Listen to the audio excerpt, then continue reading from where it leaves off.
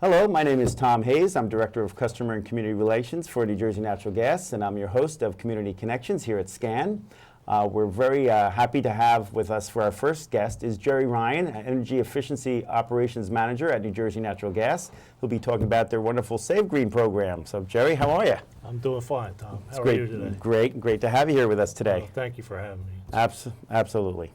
So tell us a little bit about your role at New Jersey Natural Gas. Well, you had said I'm the Energy Efficiency Operations Manager, and I oversee the SaveGreen Project, which is our energy efficiency project. SaveGreen, the word really means two things. You know, the green part of that, a lot of people immediately think of energy efficiency and helping the environment, and we try to promote that. The second part of that green program is we can help save our customers money in addition to saving energy. Which is great. Everybody likes to save that green money. That's right. And that green earth, so that works out very well. So where's a good place to start when trying to make your home more energy efficient? Well, we offer rebates and incentives through the SaveGreen project, but part of the project is we have energy auditors who will come out to your home and do an energy assessment. And the energy assessment is really the best place to start. We can identify opportunities within your home to save energy and money. Wow. So what's part of that assessment? What are some of the components of a typical assessment? Well, the assessment, we'll walk through your house, we'll look at particularly your HVAC equipment. Being the gas company, we'll look at your heating system, and we would identify the age of your system, how well it's operating, the combustion efficiency of the system. We have some gadgetry and some things that we can do to test that system. But in addition to that, we'll walk through your house and we'll look at the lighting in your house. We could identify some opportunity upgrades where you may be able to upgrade lighting and save energy. We'll look at your appliances. We won't make any specific requests of you to make any purchases, but we'll identify opportunities when you do go to make a purchase, what your best purchases would be. That's great. So it's like a helpful hint on when, because a lot of us go to the store and we're looking at all kinds of different numbers and different things. We're not really quite sure what to look for, but you'll help folks actually guide them towards the right types of products. That's absolutely right. And the other thing we'll look for is we'll go into your basement and your attic and we'll look for your insulation levels that exist, and we'll make some recommendations, which was probably the lowest cost item we could do to help you save money. Gotcha. That's pretty great. And the good thing is, as you mentioned, it's not just about just the natural gas. You'll help with lighting, electrical appliances, things like that in general, just to help somebody's whole home become more energy efficient. That's exactly right. We look at the house as a system. All the parts of your house work together. Right, okay. And in your house, if we can look at that house as a system and make those recommendations, the overall system upgrade will help you save money. Okay. And you go into anybody's homes, like, I mean, whether it's a one-bedroom home or a 8-bedroom mansion, you'll go in and try to help them out? Yeah, over the course of this program, we've done over 32,000 energy audits. And you could imagine with those 32,000 energy audits, we've seen quite a spectrum of different homes. Yeah, that's pretty impressive. Everything from a one-room apartment, you know, all the way up to 10,000 square foot homes. Wow, very nice. Now, what's the biggest hidden source of energy loss in a home, would you say? Well, surprisingly, most people would think it would be their equipment, but what we find is the airflow in a house. If we can control the airflow in the house, we can control the heat loss. And that's particularly important when we look in your attic. We try to identify those areas within your attic that would be losing the heat. And it's literally air escaping through your home. We can do that in a couple of ways. We could use a blower door, which can help us identify. It's a giant fan that we would hook up into your front door, and through the use of that tool, we can identify where the air loss is taking place. Now, is that like blowing air in or sucking air out? It's actually taking air out, but by taking the air out, we identify where the leaks are, and those leak areas are where the air is actually escaping from your house. Right. And for every cubic foot of air that escapes out of your house, there's a cubic foot of air that enters. So when that air escapes, it's actually enticing more air to leak into your home. Right, right. Through your windows and doors and those other places. That's pretty amazing. So then through that system, you can figure out where in the house that airflow is actually coming in, which means that's where your air would be going out in a heating season or whatever, right? That's exactly right. And what we do, in addition to using that blower door, is we have an infrared camera. So with the use of that infrared camera, in addition with the blower door, we can specifically identify those spots. That's pretty amazing. Now, in areas like attics, right? I know a lot of times they say a roof needs to breathe a little bit. So, if you want to keep your roof intact and all that sort of thing, you might want some airflow in the attic, but you want to make sure the rest of your home is not the heat isn't escaping like through like a pull-down ladder or something like that, right? You want to make sure that that's covered properly. Well, you make a great point, because you do want proper airflow in your attic, and part of the identification of this heat loss is we'll try to show the homeowners how to separate those boundaries, how to actually keep the heat inside your home, but provide adequate airflow in your attic. Gotcha. I know a lot of people talk about like windows and all that. And I've heard, and I don't know if this is the case, but a lot of times that really isn't the main issue. If you have a leaky window, a lot of times you can seal that up without having to necessarily go through the expense of buying brand new windows. Is that typical, or? What you say is very accurate. I mean, the windows are a source of heat loss, but if we can stop the heat loss through the attic plane, we could stop the air infiltration through your windows. Great. But, you know, windows also can be a very high ticket item. Right. This air sealing is a lower ticket item, does not cost as much for us to try to fix that issue. That's great. I'm sure for our listeners that's really good information to hear, so that they know, because I think most folks over the years have been trained like, oh, you got to replace your windows right away. And a lot of cases that's really not the situation, right? So there, like you just mentioned, there's cheaper ways of doing that would cost a homeowner less to actually get this done, get the, you know, to really save most of that energy without having to go through the great expense of new doors and windows and that sort of thing. That's exactly right. We're looking for the most cost-effective measures. Right. So as we do that walkthrough through your house, you know, we'll define all the different areas where you can save energy, but we'll also try to make a priority list. You know, this can be done first, and this could be done for, you know, probably the biggest cost savings for the least amount of capital outlay. Right. Very good. Yeah.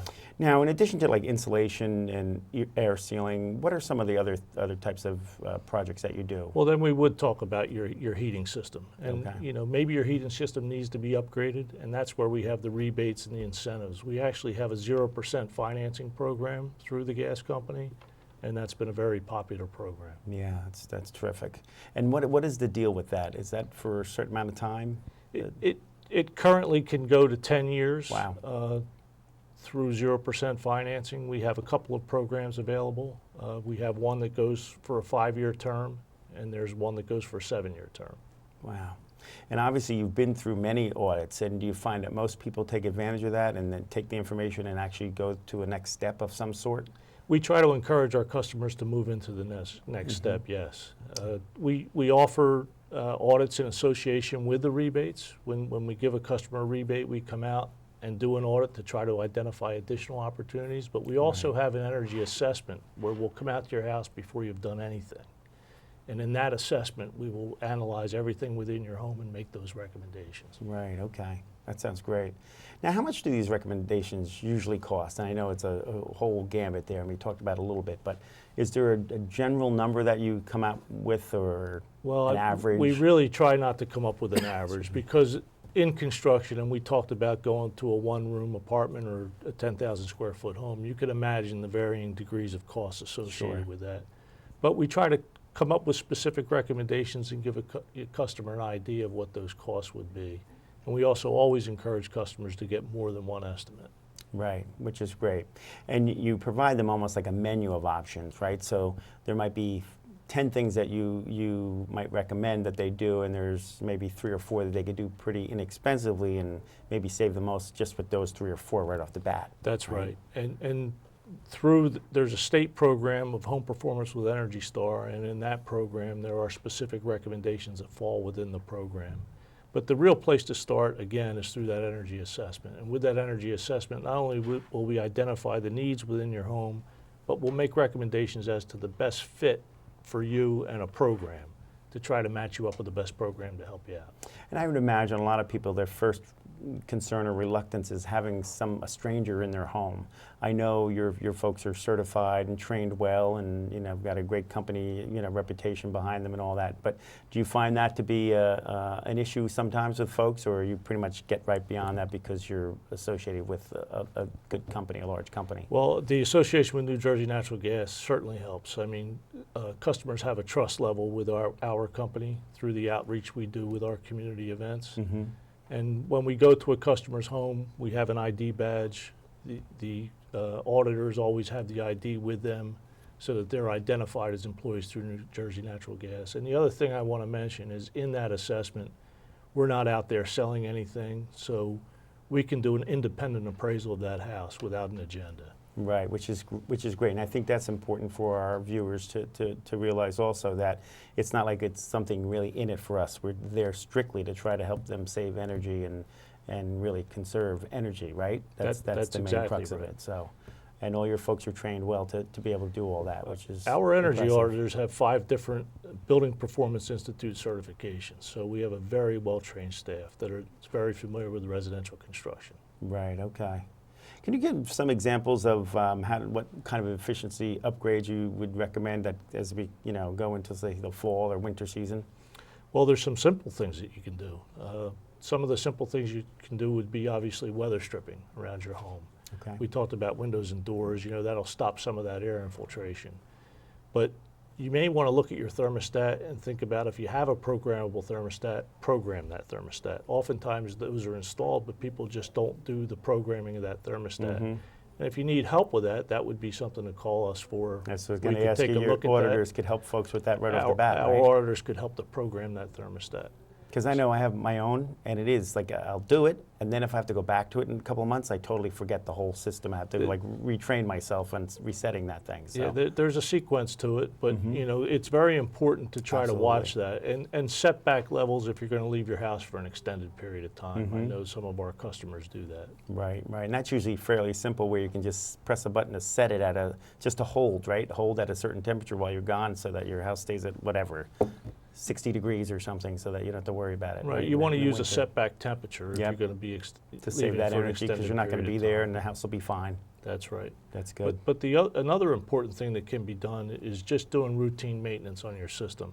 Right. Something as simple as changing your air filter in your HVAC system can save you a lot of money over time. Right. It'll cut down on repair costs going forward. Mm-hmm. So we'll try to go through some of those simple tips with you that you can use going forward to save you time, money, and all the things that we're trying to do with SaveGreen. That's great. And as you mentioned, like a filter is a very inexpensive item. Yes. So even to go to the store and buy a couple of them, to have them in your basement or wherever you have your system, just so they're easily accessible to change those out, and do that every couple of months, it really would help you quite a bit, as you said, right? That's right. Yeah, 'cause right. they're a couple bucks. I know I just did them myself, so that's pretty inexpensive. Yeah, That's a good tip.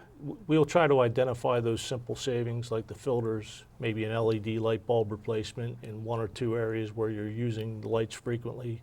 Simple things that you could do to try to cut down on costs. Right, great. Now, is there any contact information that you can provide our viewers? Well, SaveGreenProject.com is our website, but also you can call us at 877-455-NJNG. And that NJNG is 6564. So that's 877-455-6564. Great. Any other final advice you'd like to offer to us as we close out? I want to thank you for having me here and to Certainly. be able to spread the word about the SaveGreen Project. Anything we could do to help our customers save energy, but in addition, save money. Great. Well, we really appreciate your time with us here today, and I'm sure our viewers have learned a lot, and hopefully you'll be getting a lot of calls so folks can really save that energy. That's what we're trying to do. So, that's great that you do that. Again, we appreciate your time and all you do at SaveGreen at New Jersey Natural Gas. And we'll be back after this quick commercial. Thank you.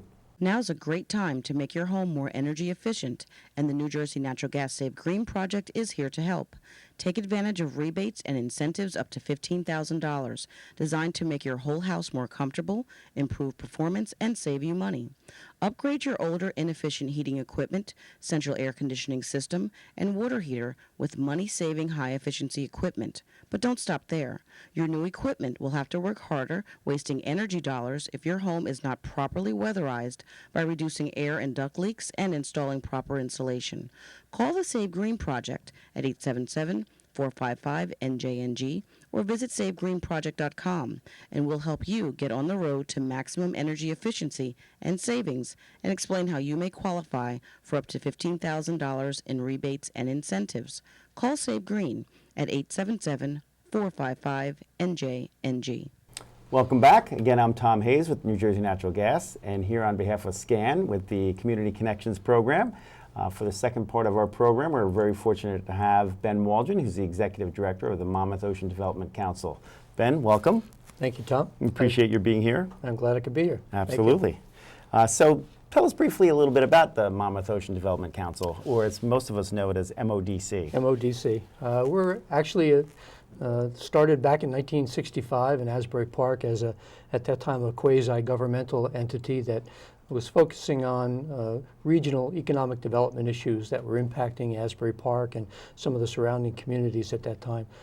Since then, obviously, we've expanded into other directions and some other issues that we now get ourselves involved with. But basically, our mission is to educate and advocate on behalf of the business community here in the region, and to make sure that we keep Monmouth and Ocean counties the best place possible to do business. That's great. I happen to know, I've been involved with your organization, as you know, and certainly as the company there since pretty much day one, right? Back in when you started in Asbury Park and all that. But again, you guys do great work. You know, I'm a big fan of the organization. And I know for our SCAN viewers that you have a connection to SCAN. You used to serve on our board here, right? Yes, I did. Yes. Unfortunately, time restraints caused me to have to pull back from some things. But I know, but you're always still have an helping. affection here. Yes, and you still help us out and assist us with questions and all that. You do great work, and I think you like host meetings here and yes, that SCAN has sort of been thing, very gracious to have us here for some of our seminar programs. which is wonderful. So I understand the MODC is celebrating a milestone, huh? Yes, we are. As I mentioned, we started in 1965, so we're celebrating our 50th anniversary right now. We started in Asbury Park. As I mentioned, our former leader of the organization was the former city manager of Asbury Park, a gentleman by the name of Kendall Lee. We actually had our first office space, as you know, in the gas company's building on Bangs Avenue back in the late 60s. So, you know, our connection goes back to those early years with the gas company as well. We're kind of excited about the anniversary celebration. We've been doing some activities and functions over the past year in preparation for the anniversary celebrations. Some of the things that we've been doing is reflecting on our 50 years of business advocacy in the region. We've been putting out some publications and materials to look back on some of the things that we've been involved in and some of the successes and maybe some of the not so successes that we've had over the years. But generally, you know, we're really excited about looking forward to the next 50 years of business advocacy and educating the business population in the area. One of the things that we'll be coming out with to reflect back on some of that industry is the publication that we put out periodically, our MODC business publication. We've got a new one coming out in a couple of weeks, actually, and that'll contain not only the typical economic and business development type of articles, but it'll also have quite a bit of history and reflections back on MODC's presence here in the region. So it'll be something exciting to look at when it comes out. That is going to be great. I've seen some of those archive photos, and you've got some really. I think the funniest thing is probably like the clothing and the hairdos. They've changed over the years on people, right? Definitely have. And you look at some of the names of the companies and the businesses and the banks that were involved back in those years. Yeah, the banks in particular. You know, those names don't exist anymore. Right, right. They've all merged or disappeared, whatever, right? Yep. And this program, the booklet that you're talking about, or the advertorial piece, that's our good friends right at the Asbury Park Press are helping you put that together, Yes, they've right? been very, very generous with helping us put that together and publish it for us. Obviously, we don't have the in-house expertise to put out a nice piece like that, so they've been gracious and have helped us out with our last publication as well as this new one coming out. So supposed to be seeing either today or Monday a first draft of that publication, so looking forward to seeing what that looks like. That's exciting. And you yourself have a bit of a history with MODC. I know you're executive director. How many years have you been executive director? 16 years. 16 years. And weren't you president before that at some point? I was. Back in my early career as a banker down here in the area, I got involved with MODC and found it to be an extremely rewarding experience. So I got very involved. I got on the board of directors and eventually became president, as was the case in your case as a volunteer back in the early 90s.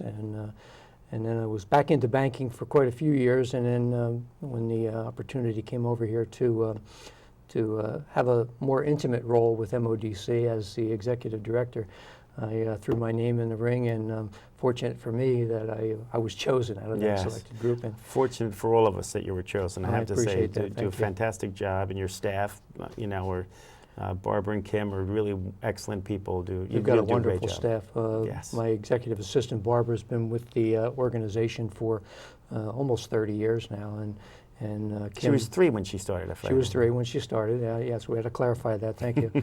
And Kim's been same time as I have, about 16 years. So collectively, we've got give or take 60 years of serving the business community here in the region. It's really remarkable when you think about it. It's just such a good group, and it shows the longevity of the organization, but the fact that folks stay there and keep being involved in all that, because many of us on the board and involved have been there for a long, long time. And we have a very active board. Yeah, I'm always just surprised that like every business isn't involved with the MODC, because it's such a great regional powerhouse of a business organization, you know, so.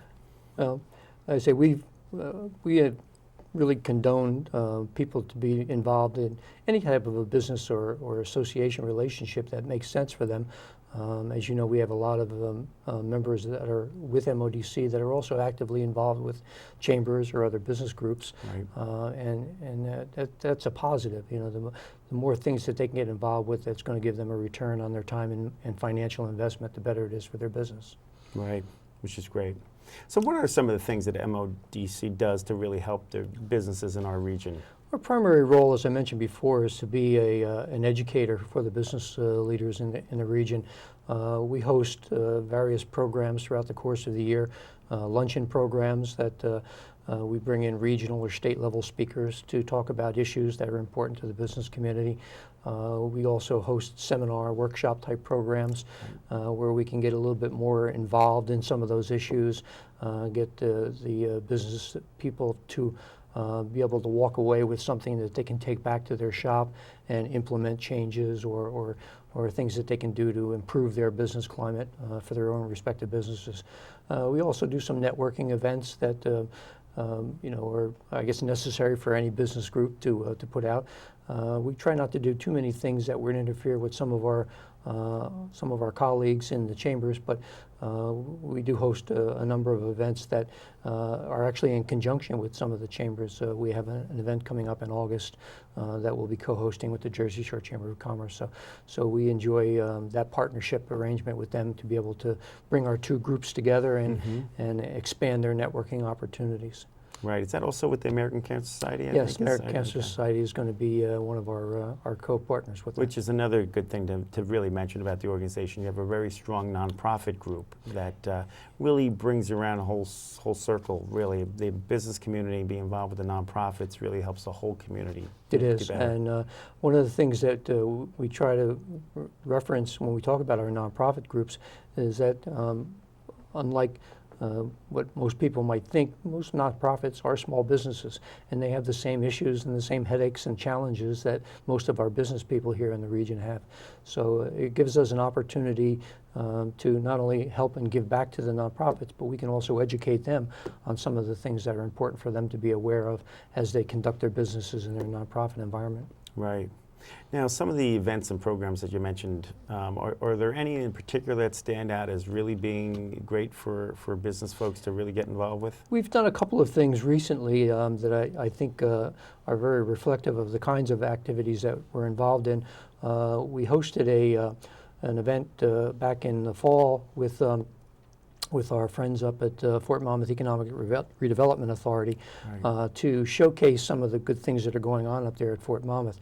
As you know, the closing of Fort Monmouth had quite an impact, a negative impact on the region and a lot of businesses in the region. So what we've been trying to do is to get those businesses that are still here in the area back involved with what's going on at the base. There's a lot of opportunities for them to be involved in the redevelopment processes that we want to make sure that they're aware of, and if they can take part in it, that would be good for them, and it's good for the redevelopment process and good for FEMERA. So the other thing that we did just a couple of months ago down in Ocean County, we have a good relationship with the Joint Base, McGuire-Dix Lakehurst, and we co-hosted an event with them we had about 175 people there actually from all over the state on a program to teach businesses how to do business with the military. The military does a lot of outsourcing with a lot of their work, and they want to make sure that the businesses out there know how to get in touch with them and how to make those connections so that they can work with the base on those kinds of jobs and work that they can perform.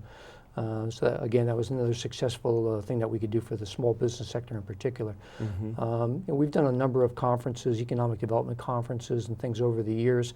We've been very fortunate to have a lot of good support from the state to do some of those programs. Yes. We have a very good relationship with our Lieutenant Governor, Kim Guadagno. She's a super supporter of business community, in particular in this area, because she's a Monmouth County resident. And she's been very gracious with her time to come down and work with us on a couple of programs to help the businesses be aware of some of the state incentives and resources that are available.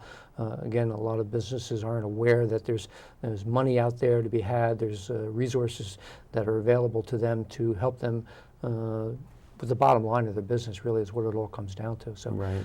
Again, I think we're very fortunate to have that kind of support from the state level as well. And again, that's because you really, as an organization, have really earned that credit, so that they feel that, this is an organization they want to work with.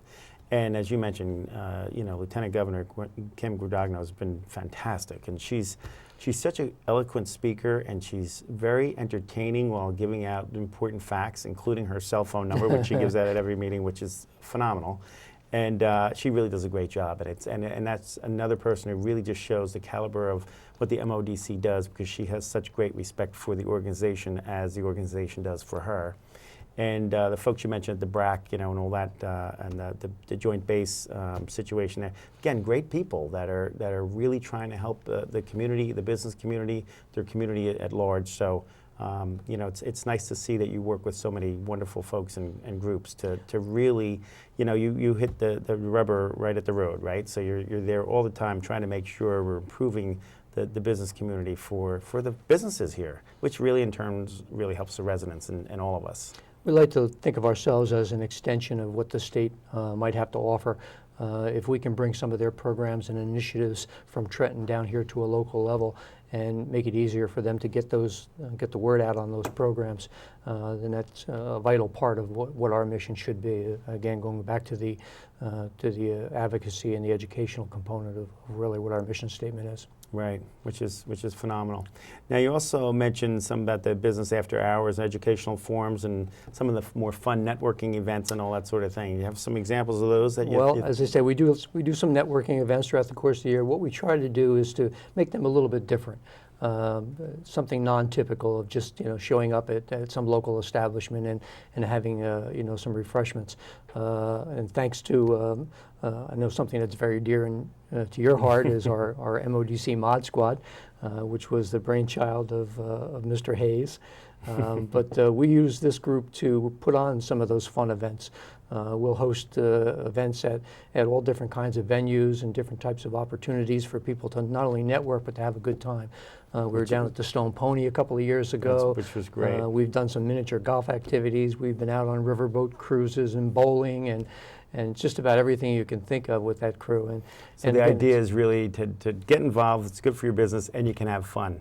And I'm afraid we're out of time, but I really want to thank you, Ben, for being here and representing the MODC. And thank you to our listeners. We appreciate it, and have a good day.